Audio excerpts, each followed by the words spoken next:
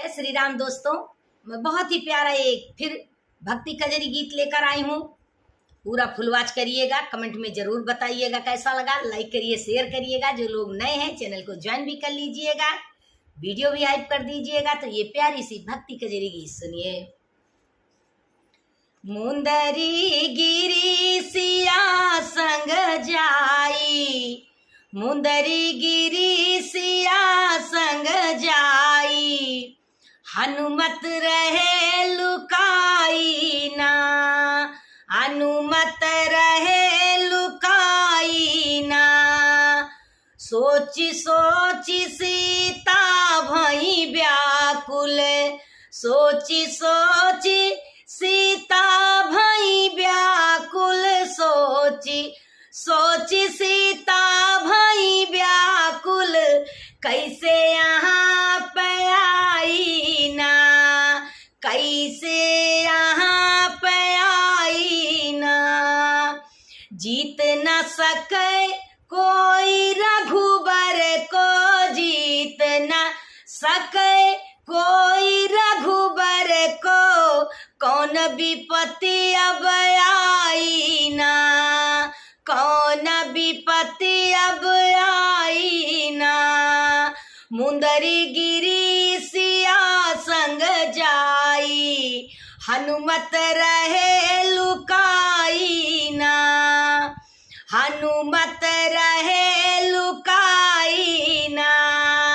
तुरत पवन सुत प्रकट भये हैं, तुरत पवन सुत प्रकट भये हैं, हाथ जोरी बतलाई ना, हाथ जोरी बतलाई ना।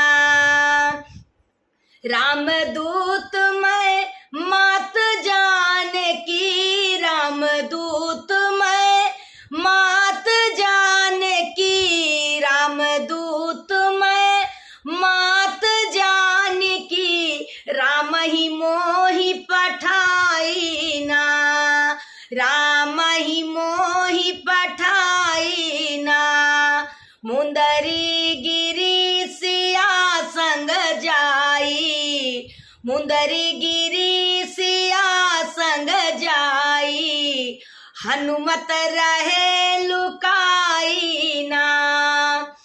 आपन दास समझ मोहि पठयहूँ, आपन दास समझ मोहि पठयहूँ, मुंदरी चिन्हि बताई ना, मुंदरी चिन्हि बताई ना।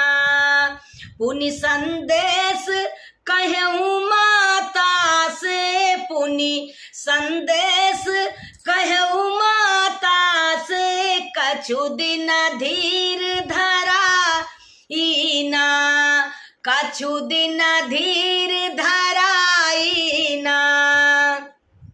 मुंदरी गिरी सिया संग जाई, अरे हनुमत रहे लुकाई ना, हनुमत रहे लुकाई ना। आई है राम कहीं न दल साथे, आई है राम कहीं न दल साथे, आई है राम अरे कहीं न दल साथे, लंका जीत ले जाई ना, लंका जीत ले जाई ना, अरे लंका जीत ले जाई ना।